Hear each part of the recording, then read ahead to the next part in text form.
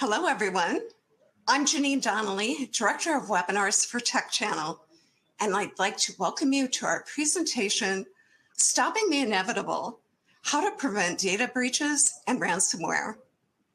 We will be holding a Q&A session at the end of the webinar, but feel free to ask a question or submit a comment at any time during the event by entering it into the Q&A panel.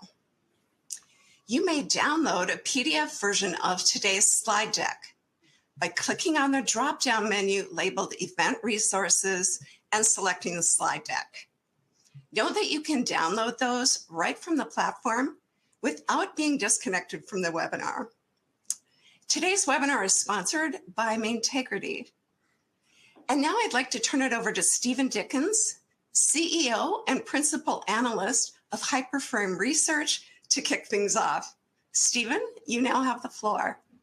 Fantastic. Thank you, Janine. Thank you for that introduction. Really looking forward to today's webinar. I've got a couple of fantastic co-hosts and panelists here with me. So we'll do some introductions to get the listeners orientated first. We'll go to you first, Mark. Can you tell the listeners what you do and what your role is at Vitali? So my official job title at Vitali is Technical Director. So I help the teams sort of scope and architect a lot of the projects and services that we deliver. I think most of the team refer to me these days as the chief trouble causer. So yeah, a techie at heart, and I like breaking things. So can you tell us just, Mark, a little bit about Vitali? Give us 10 seconds on kind of what you do, what the company does, and how you work with mainframe organizations. So basically, we have a very, very simple model.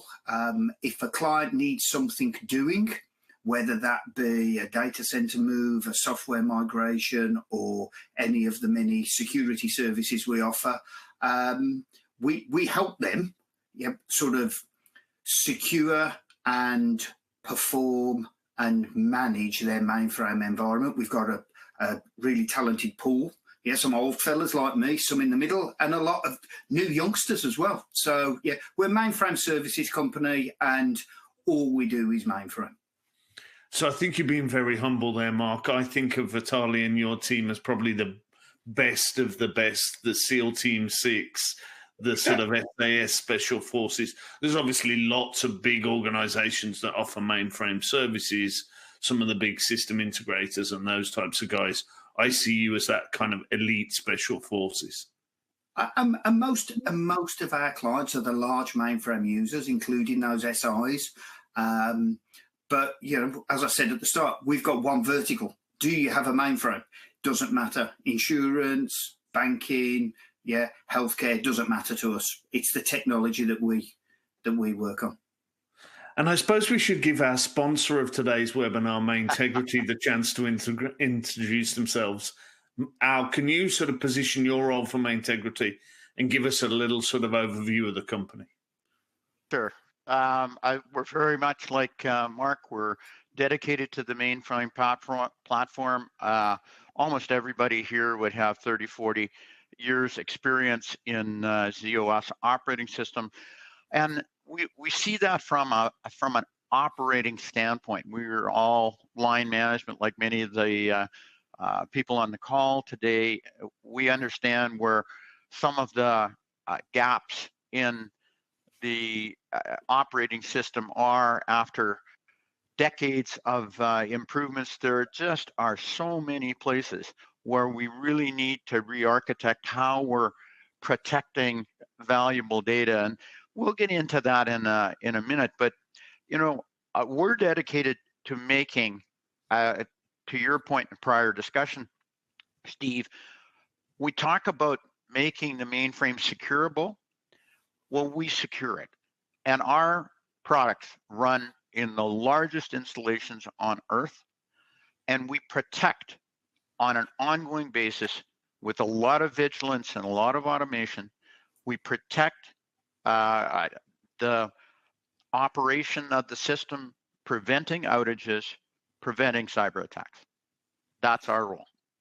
So you've taken us there, Al, so let's go there.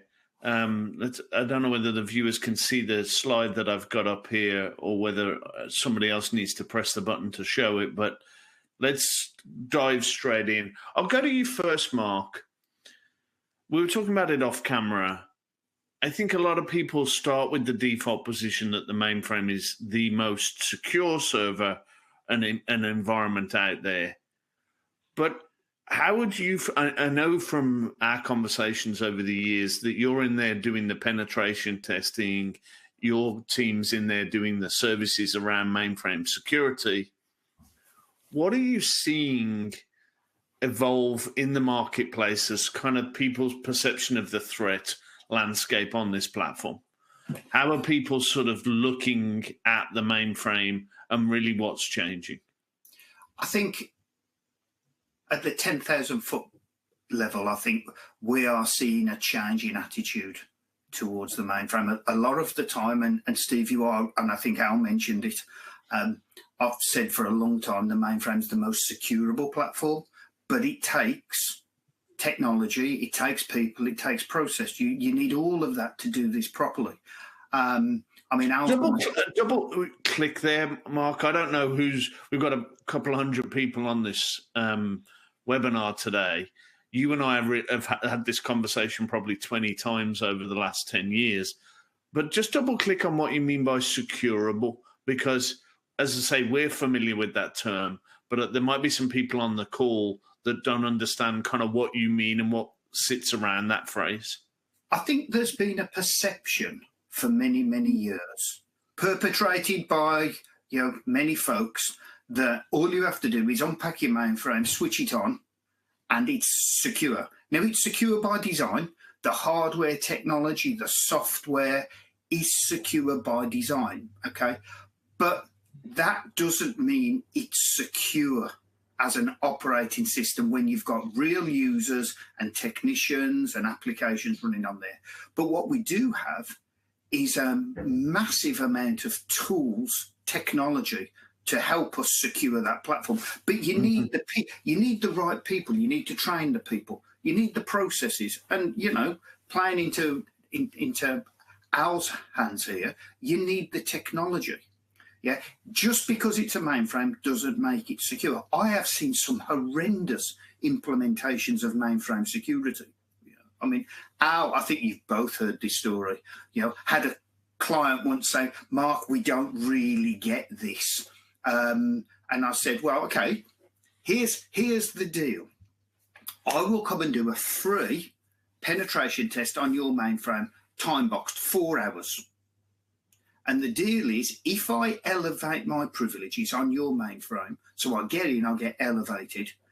If I can do that in the 4 hour window, you take me and buy me a couple of beers and a curry. British, that's what we like, beer and curry. If I can't do it, I'll do it for the whole of your team." It took me 6.5 minutes, start to finish.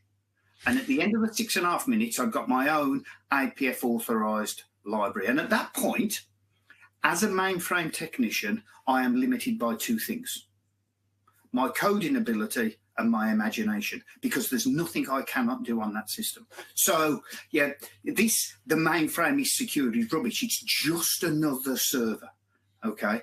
It has privileged users, non-privileged users. It doesn't matter if you're ACF2 non-cancel or RACF system special or UID 0 on a Linux box or administrator on a Windows box.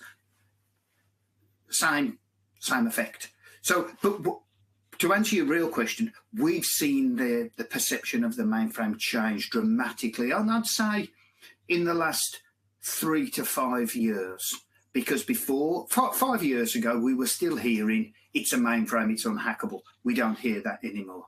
The conversation's more, Mark, where do the risks lie? What are the attack vectors and all these things? And that's changed a lot. Al? And I'll go same question to you, Al.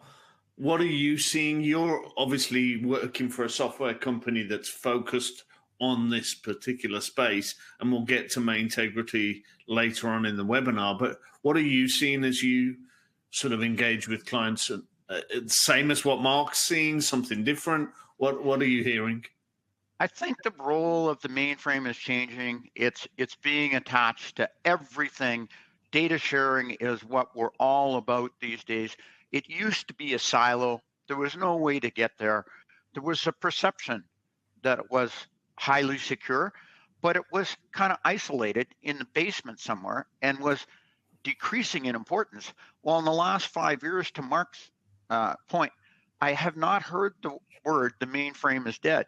In fact, it's getting connected in more places, and that exposes it to many more vulnerabilities. I know Mark's specialty is vulnerabilities, but I think we need to talk a little bit about history, because otherwise, you know, we're just going to talk about anecdotes. What I think is important to our audience is that there are real attacks on mainframes that have been successful over a long period of time. So I'm going to sit here and say, I'm going to dispel that myth. Now, just a word, are we looking at slide 2, the one with the suspected breaches? Sure. Slide 2 up. I think this is really important. You know, these breaches occur. I was not aware of it until I started to use ChatGPT as my research assistant. And then I went out and I said, give me a correlation between the world's biggest breaches and companies that have mainframes. And amazingly enough, it turns out that the correlation is nearly 100%. So we can't go in each one of these and say it was the mainframe, but in fact, the mainframe has the role of being the last trusted source where data is stored. It's that system of record, Al, is what you're saying. Absolutely. But that system of record has been violated many times. And when that happens, what it protects, so let's take a look at the Anthem healthcare environment to begin with. It's a 10-year-old attack. I picked that one because it's had enough time to run its full life cycle. You think there's an attack, we do a recovery, and we come back on the air and it's over. That's the beginning. This one started with a phishing attack. Then there was exfiltration of data, only 79 million records. The HIPAA fine was $16 million. Everybody goes, wow, $16 million, but that's a lot of money. Chump change. 5 years later, after the litigation by 43 different state attorney generals, the cost to the company is probably more like $500 million. To get a bit more recent, you're not including in there the letter they have to send to everybody to say that your data's been hacked. The people who then call the call center when they've got the letter. The people there's a lot of customer support costs, issues that aren't on the chart that add up to that's the gap between the numbers that you're showing there and what that cost actually translates to. And Steve, I got to tell you, you know, that work continues today. So I said this was a 5-year litigation. That's just the law case. Try to imagine your lawyer, your defense lawyer, comes to see the operations manager every single day for 5 years and sits down and says, how could you guys screw this up this badly? I have another lame brain question from some lawyer that's never heard of a mainframe, and they want to have some sort of answer. Like, what kind of life would that be? Mm-hmm. I'm going to go to a more recent one, and I'm going to say it's the same thing. You know, everybody understands United Health had a cyber attack. They were off the air for 9 days. This is not like Dora, 2 hours and get back on. This is 9 days. But a full recovery took them a couple of months to get all of their systems back online. But there was also a huge data exfiltration. So these attacks are now multi-pronged, and I think Mark's going to cover that in a couple of minutes. But the estimated cost, remember this was March of last year. The estimated cost is already at $2.5 billion. So these are not small problems, and there are many of them in the history banks. And for anybody on this call, they can call me and I will give them a much bigger list, or they can just simply go on the web and investigate for themselves. You'll see all kinds of problems. That's the area we need to focus on. So I absolutely agree, Alan. We were talking about it off camera as we were prepping for this. I think this is the sort of frame of there's the external breach. Some malicious actor is looking to sort of run a ransomware attack or exfiltrate data. But Mark, what the conversation we had is that's kind of one vector of attack and thing you need to be aware of. We were talking about it around the disgruntled employee type vector as well. Do you want to double click there and maybe sort of replay the conversation we were having off camera? Yeah, I mean, I've had, I'm a systems programmer. I was, I started as an operator, shift leader, ops support, being a systems programmer, and somehow ended up with this specialization in security, probably to do with my upbringing and background of being a devious little person, according to my mother. God rest her soul. But the thing is, we tend to trust people. Mm-hmm. I'm the worst person in the world, for trusting people, because the first time I meet somebody, I walk up to them, shake their hand, high five them, whatever it is, fist pump them, and until they do something wrong to me, I trust them. They're a nice person. That's just the way I'm made. But think about it like this, I'll pick on Al because he's here. Okay, I'm the IT director at a large financial services organisation, and I recruit Al. And I recruited Al 15 years ago.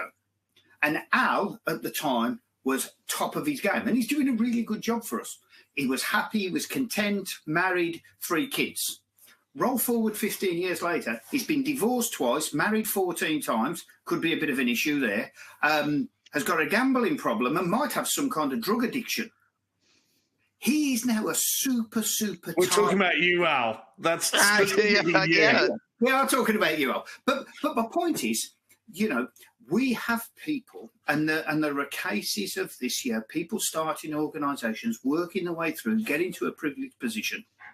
We never really know somebody at work completely, okay? But we trust them. Okay, he's the head of IT or the head of development for this application. There are cases of, development managers going rogue and inserting code in applications that they were able to exploit. But I always fall back to the systems programmer. And I had a conversation with a systems programmer once talking about, the privileged insider and what would happen if they did this and the attackers did this.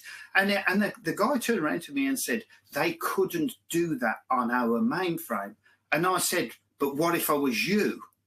And you could see the colour drain out of his face. I said, what if I was you? What about if I've done something really terrible to you or your family and now you have to do everything I say? What about if I've managed to steal your credentials? You haven't got any multi-factor authentication logging onto your mainframe. Good old-fashioned green screen, TSO, user ID, 8-character password. And he said, well, yeah, but that wouldn't happen. I said, but what would happen if it did? He says, well, I'm the systems programmer. I have complete control. We are still today having conversations with systems programmers about having break glass access to update the running production system. You have a user ID that lets you look at everything because you need to be able to do that. But if you want to update a system library that affects the running of the system, you need an audited break glass process. Some systems programmers still today turn around and say, no, we won't do that. I'm the systems programmer. It's my system. I'm in control. So I did a spin on this for a client a few months ago where they said, Mark, what would happen if you were the systems programmer and you went rogue? What could you do? So they gave me a user ID, gave me an IP address, gave me a password, and I remoted on to their DR mainframe. And I executed a ransomware attack on their mainframe. I did a day of research, a day of writing some tools, I've got most of them anyway, and 14.5 minutes to completely wipe out their mainframe. So that's how we've got to start thinking. What's the worst thing that could happen? Because it could. Yeah, and we see attack vectors of, poor code.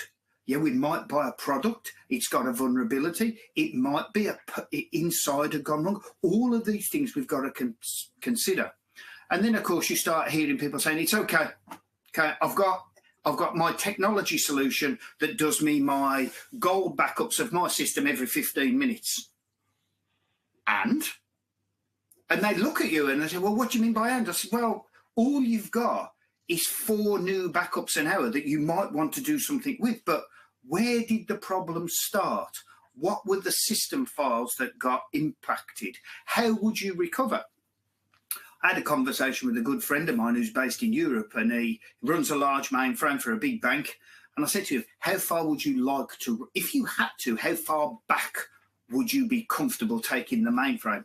And he went, 15 minutes. I said, but you've got backups that go back 3 months, and they're just in case we need to get that one little piece of data or that one file here. But a full system restore, I mean, don't forget, this isn't Windows, is it? It's not like, okay, let's download an update and just do it. It's done in, a couple of hours. I mean, the thought of rolling back a large mainframe production infrastructure 15 minutes or more would be frightening for everybody. Yeah. So as we start to, I mean, we've spent a few moments here talking about these sort of doomsday scenarios. We've got some questions coming in and some comments from the audience.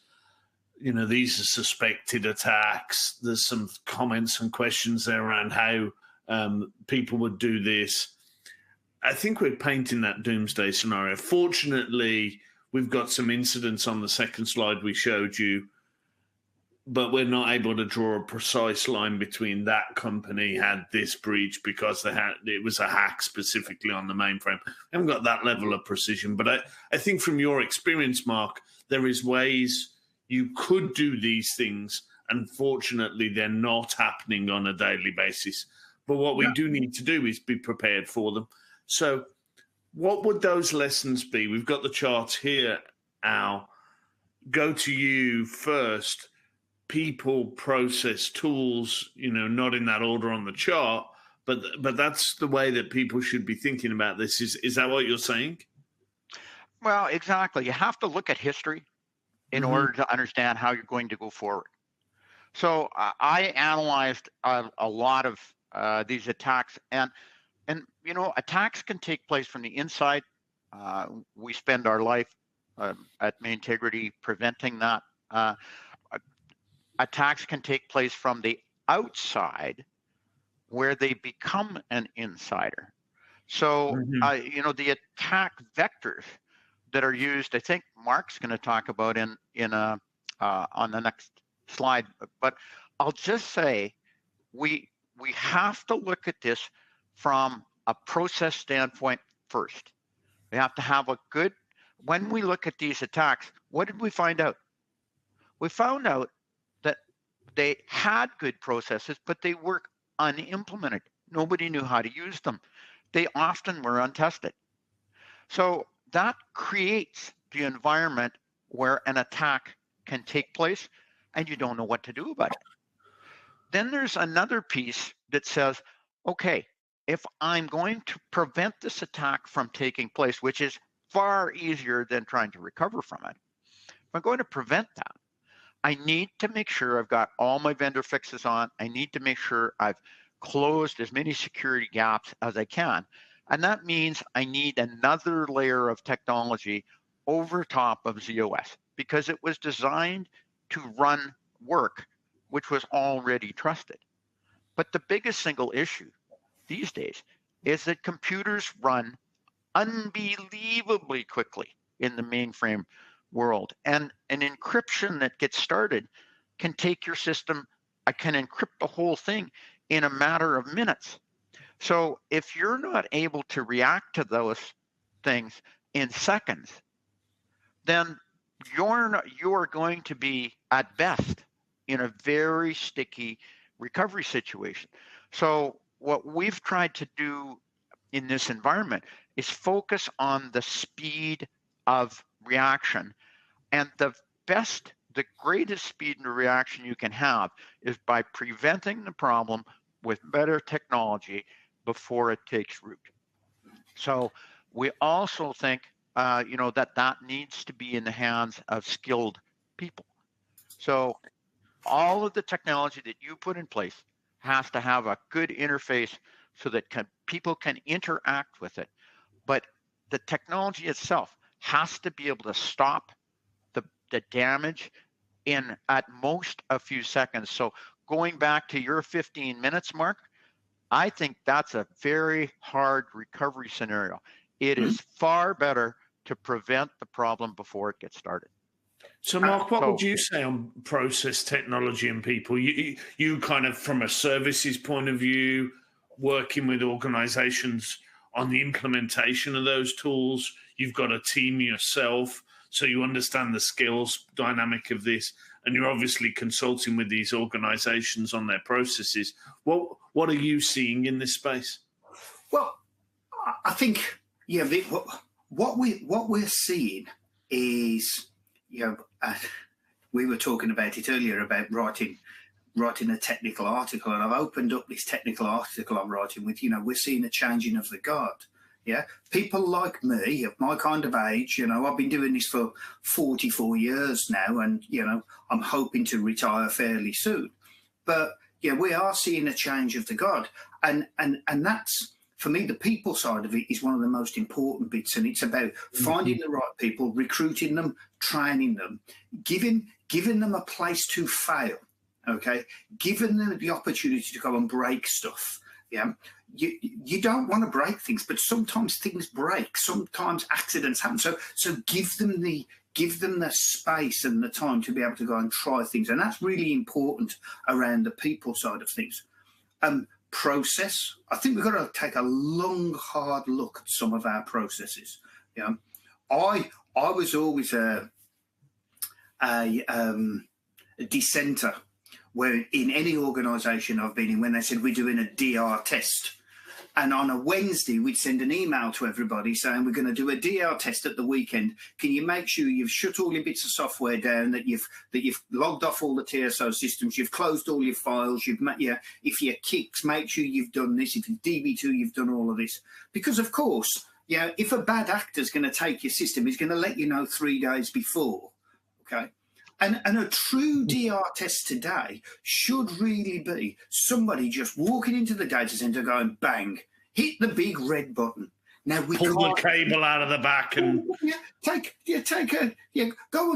and cut, go and cut a cable. We wouldn't want to cut a power cable, but go and do something really destructive and see how the system recovers. Now we can't do that on production.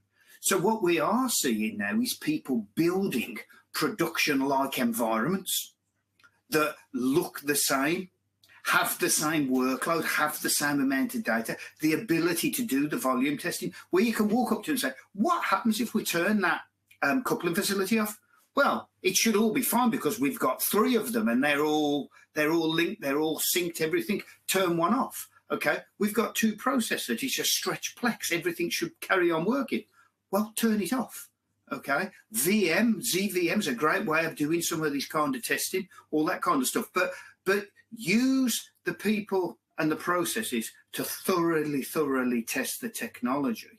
And, I mean, in this context, we're talking about deploying extra technology to prevent this stuff. But I do see people today still buying software and not doing anything with it. It's the 80-20 rule. They use 20% of the functionality. And if they were using 80% of it, they'd be in a much better space. We are seeing things such as, ransomware as a service. Open source is a big thing on Mainframe. It's been a big thing for decades. Back in the day, you could receive a tape, the CBT tape, the actual physical media, with all the shareware from all of the systems programmers. Yeah.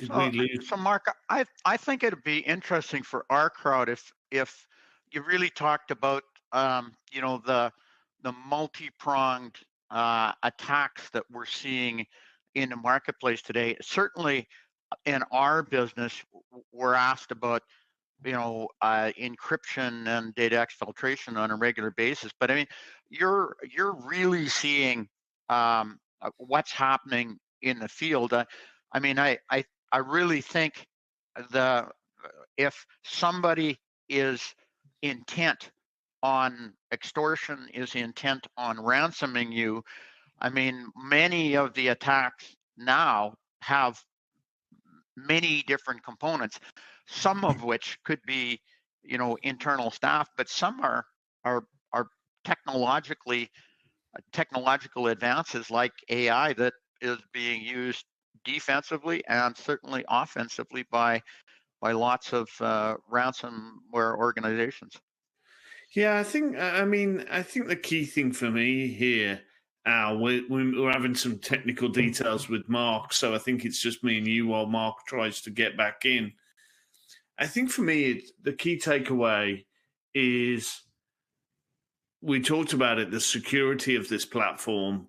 There's an inherent belief that this platform's secure, but we're seeing that people are the overall landscape for security is changing generally.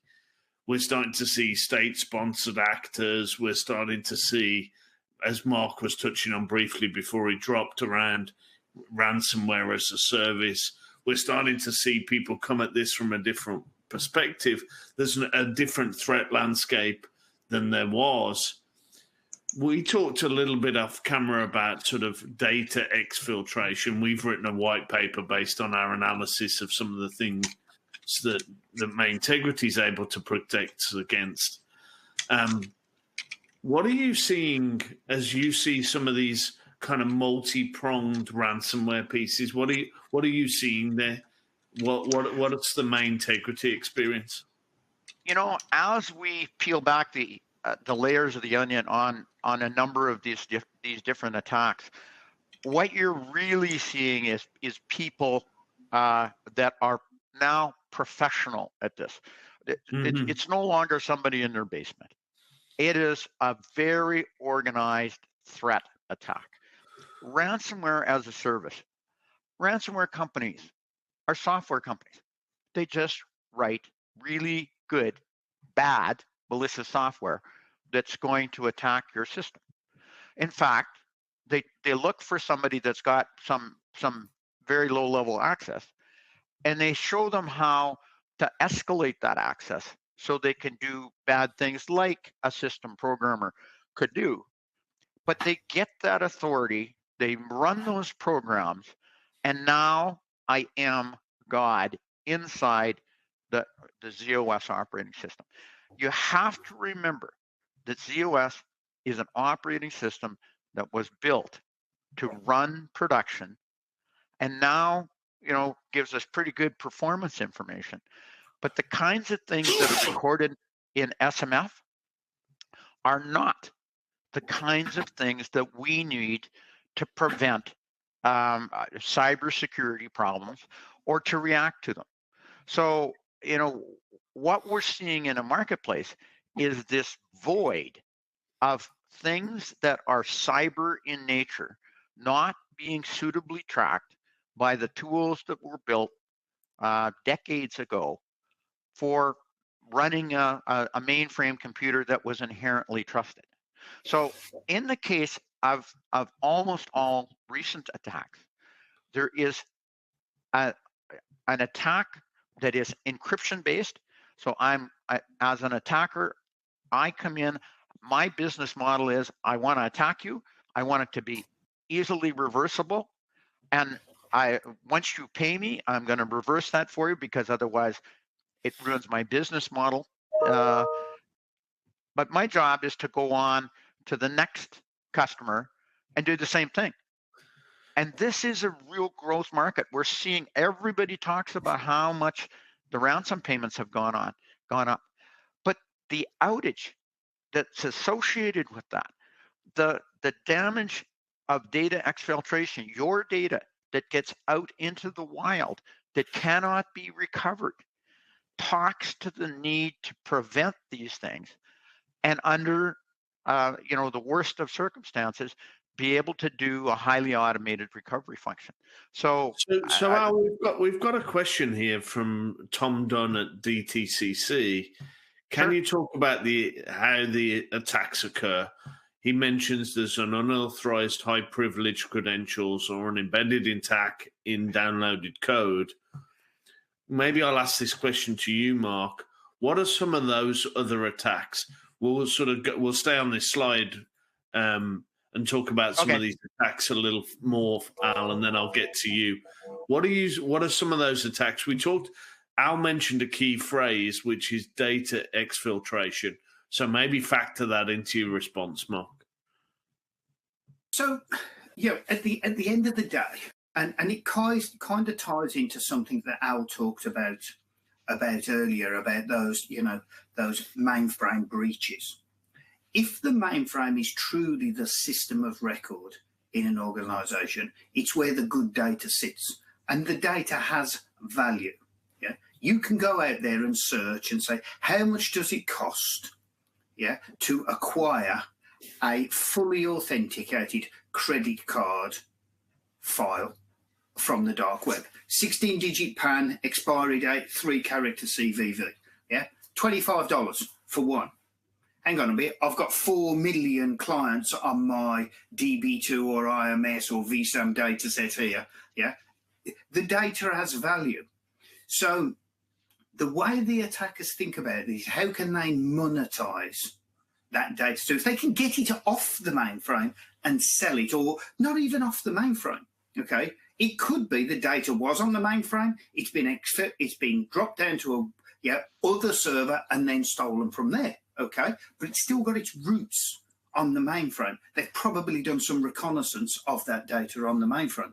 But so they monetize their efforts by selling the data. Now, if they can't exfiltrate the data, the next thing they want to do is deny you access to it. That's where ransomware comes in. Okay, Al's mentioned it a couple of times, ChatGPT. Yeah, I've got to say, with my security hat on, I'm not the biggest fan in the world.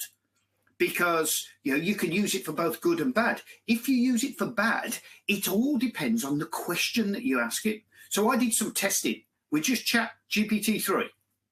I said to it, give me a piece of assembler code. I'm an assembler programmer, I can write assembler code, but I thought, let's see what it says.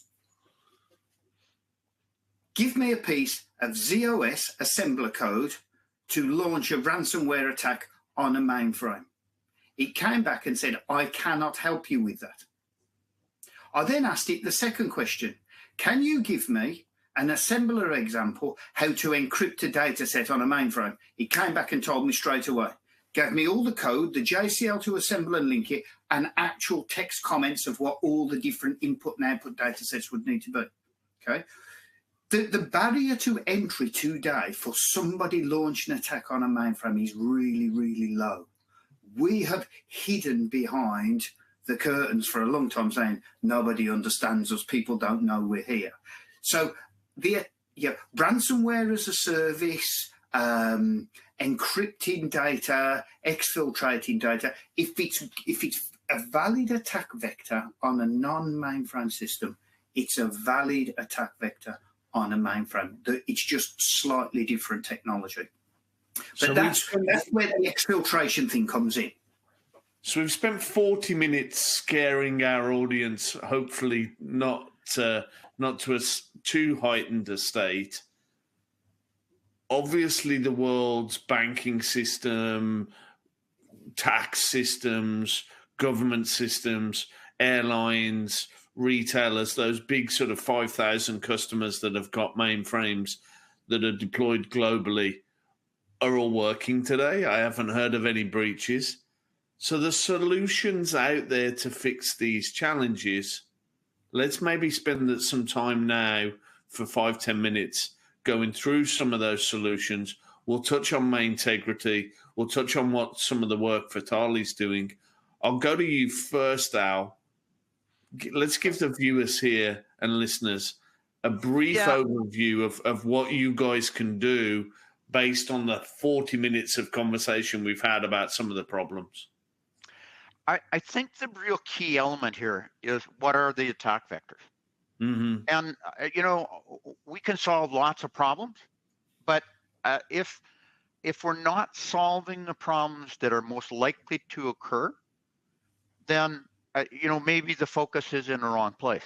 So, Mark will be the expert in pen testing, and I'll leave him to talk to that bullet item there.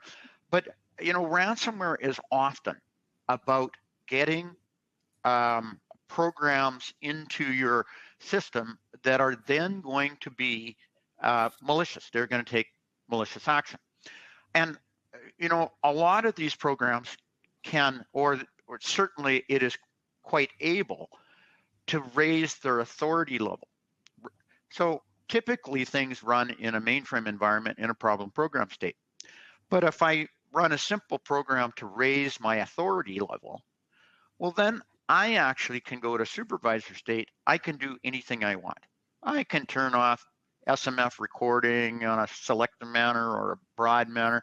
I can actually bypass or escalate my privileges so I can have access to data sets that I've never had access to before. I can start an encryption. In fact, any low-level ID can start an encryption. The question is whether that encryption is being used for good or for bad. So in looking at these things, we said we have to block these accesses that have existed for a long period of time. And with our software, we're proud of the fact that we have about 40 or 50 different things that we can track, we can identify, and we can make sure don't pose an opportunity for bad people to break in. So Al, I'm going to jump in and I'm going to ask you a question, because I think it highlights for me the value of MainTegrity. So we did a white paper that we'll put a link to at the back on the next chart. You can go find. But the key thing for me is something you just said there around encryption of a data set, or encryption. Starting an encryption task, once it's encrypted, unless you've got the keys, it's lost data, and that's a key point. Talk to me a little bit about the speed at which MainTegrity can find that task being started and start to flag it. Because I think of all the things that we've talked about, that kind of ransomware as a service, denying access to the data is the kind of foundational piece. So maybe just talk to that, the speed at which you can find an encryption task. So exactly, Steve. In looking at these various problems, we said human reaction time is just far too long. Mm-hmm. So we need to be able to do something in real time. So when we approach this problem, we say, okay, an encryption gets started. There's no way in a ZOS environment today to see an encryption in the first seconds of operation. We can see exactly that sort of information, but when we see something, we can also say, is this on our trusted list, or is this something we don't know anything about? If it's something we don't know anything about, then we're just going to say stop. Stop that specific task. Don't allow it to do anything more until we've investigated and we understand whether we need to take action and cancel it, whether we need to do a recovery, what we need to do. Stop the damage right now. So if you think about this, if you stop this in the first second of operation, you're in a much better position than if you hum and haw and think about what you're going to do for 30 minutes, because by then everything under the sun is is encrypted, and you have no way back. And in fact, you will start to get systems failing. You may not even know what the source of the problem is. Whereas we would send a real-time alert to a real person, having already stopped the damage. When that person gets that alert, they have the luxury of time. I have a whole bunch of information about the fact that this encryption job started, and we don't know where it came from. Do you want to cancel it, or do you want to do a recovery, or do you want it to carry on? You can make those decisions at human speed with the damage having been held in abeyance. So it's a huge change. Same thing is kind of true for authority tampering. If I elevate my authority, I do that because I'm going to do bad things to you after I elevate my authority. There's no way in a ZOS system today to see something that comes in problem program state, goes to supervisor state. That's not tracked anywhere. Not an SMF. It's not any kind of an error. It's just allowed to happen because it's never been stopped. So we also would be able to detect that in the first second of operation. But in this particular case, because we can also use countermeasures and say that's an abnormal thing to do in a production environment, stop that singular task. Let everything else run just fine. Stop that one task because it's about to do some bad stuff to you. So we can really stop time and give people time to react in human speed. But it really makes a huge difference in terms of A, am I going to take an outage to begin with? B, how hard is it going to be to recover and how much damage do I have to recover from? And C, if actually something other than with our sort of detection, if something gets started, how am I going to know what they did?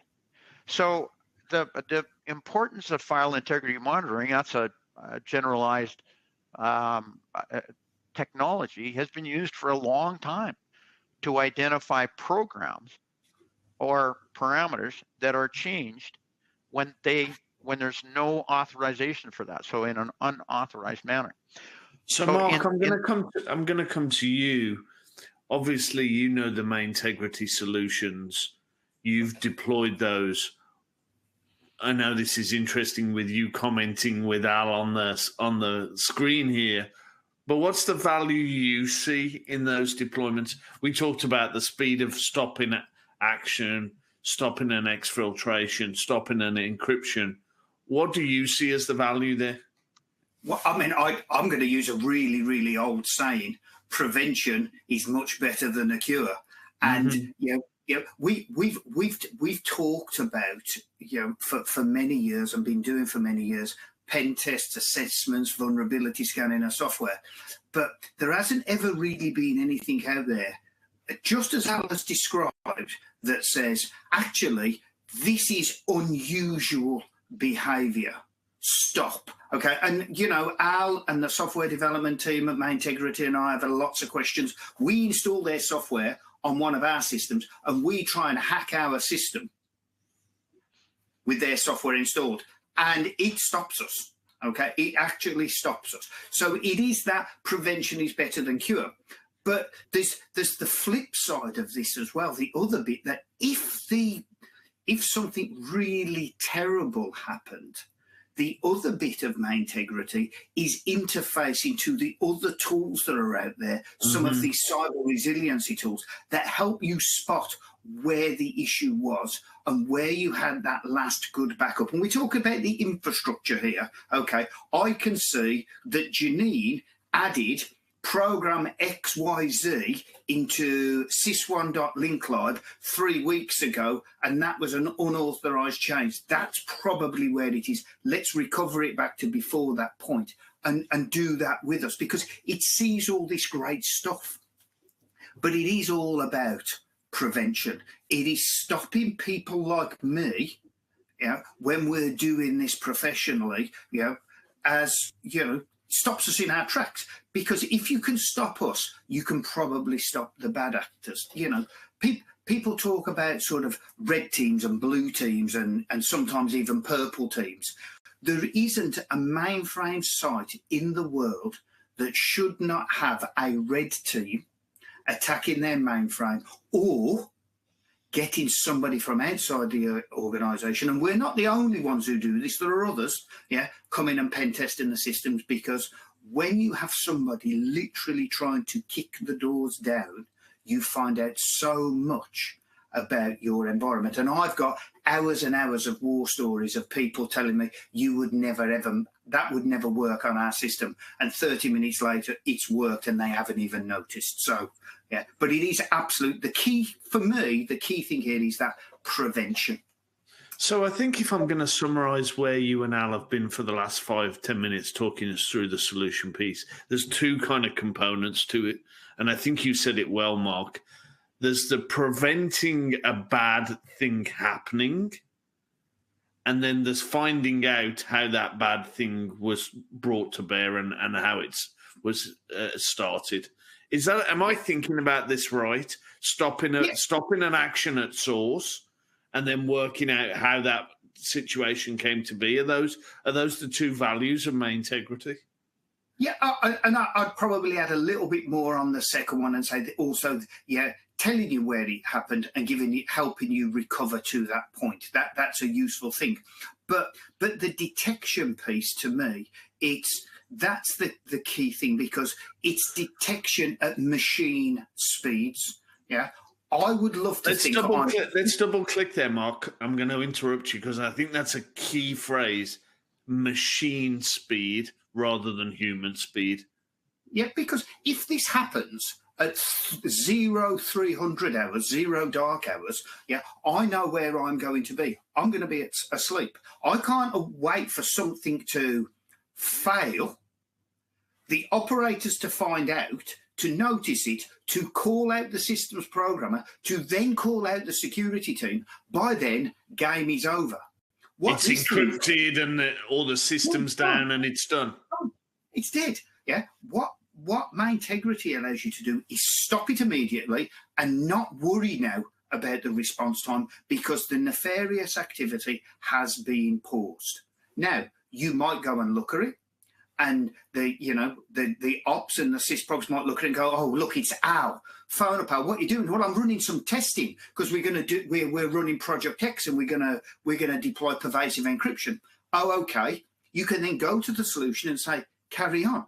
Yeah. All you've done is stopped it, and that's the really, really important thing. Stop it at machine speed. Don't rely on us, because the old image of the hackers is, haunched over the computer, baseball cap on the wrong way, full fat Coke, pizza, and it's dark outside. So they're not doing this at 3 o'clock in the afternoon when we're all logged on, keeping an eye on the system.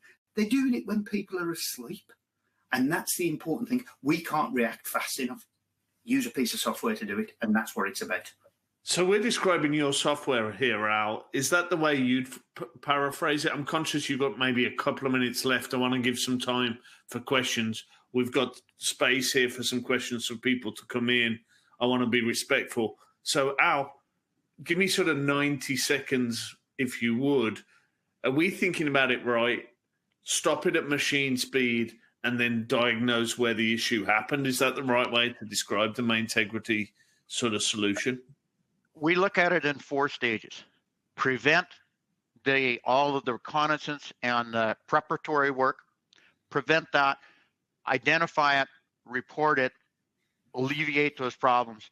Second piece is, if we haven't been able to identify it at that stage, as soon as they start to do something bad, prevent it, stop it, then give all the information to the people that are involved in the security side of things, the knowledge that they need to solve the problem, the knowledge that they need to recover from the problem, and then help them automate the recovery. That's why we call it a framework, because it goes end to end. So, Al, obviously you're the sponsor of the webinar here today. If a customer's has listened to this webinar, found some interesting things out, been scared by the first 40 minutes of our discussion, what's the next step for engaging with Vitaly and engaging with MainTegrity? What should I do? I'm sitting here. I've spent the last sort of 55 minutes listening to this. What's next? What do we go do after we've listened to this webinar? You know, if I've made the point, if we've made the point that cybersecurity threats are real, you need to take action, and it's about 2 clicks. So, you know, on the first screen, you had our email addresses. I would urge anybody in the audience that wants to have further conversation to contact Steve, to contact Al, to contact Mark, and go to the website. I mean, there's a lot more information on what the threat vectors are and all of the information around pen testing and what Vitaly can do. Those are the places to go and take the next step. And it's a couple of clicks. Find some stuff out. When you're ready to accept the responsibility that you've been charged with, then you just have to reach out to somebody on this webinar or you know, other trusted individuals that you would have in the security space. And there are many, and they will all know about Mark and Al. So I think the other thing I'd say is I've done some research. We're a research and advisory firm. Our position here in the space is to go look at some of these solutions. Ask the questions that you would ask as a user and a potential client. There's a white paper on our website. If you type in MainTegrity, you'll be able to get to it. That's where you can go and find this information. It's a really good sort of quick sort of 10-minute read for you to be able to understand some of the things we've talked about on the webinar today. Mark, I'll go to you last before we kind of start to wrap up here. What would be your recommendations and key next steps if people have listened to this webinar and been interested and want to take the next part of the journey? I would just echo what Al said. Is reach out to us. You know, if you have concerns in this space, I can talk about this stuff for hours. We can have a Zoom, we can have a Teams meeting. I travel fairly extensively. More than happy to drop in and have a conversation. I'm a bit of a demon with four pens and a whiteboard. I can draw lots of pictures. But don't be complacent. Don't think it couldn't happen to you, because I do not want to see a mainframe. So you can probably tell I'm UK based. I do not want to see anybody on this call, any of our clients, any of our future clients, on the BBC 6 o'clock news saying that all the systems are down and client X has suffered a mainframe attack. A ransomware attack. They're not going to say it's on mainframe. Yeah. Don't be complacent. Come and have the conversation. And, I'm more than happy to talk about this stuff. So, yeah, click on the links. Come and have a conversation with us. Fantastic. So we've had 63 people on the audience today. So thank you very much for tuning in. Really good discussion. Always a pleasure for me personally to chat to Al and to Mark. Happy to engage. Happy to have the conversation. Janine, we're 1 minute out from the top of the hour. Bottom of the hour here. Want to be respectful. Handing it back to you to wrap us up and take us home. Thanks, Stephen. I just want to thank everyone for attending today's webinar. I also want to thank our esteemed panel for sharing their expertise with us today. Later this week, watch for a follow-up email. It will contain a link to the recording of today's webinar, so you can watch it again or forward it to your colleagues in leadership to view on demand. Get all the latest on all things tech by going to techchannel.com/subscribe. That concludes our webinar. Thanks again, and enjoy the rest of your day.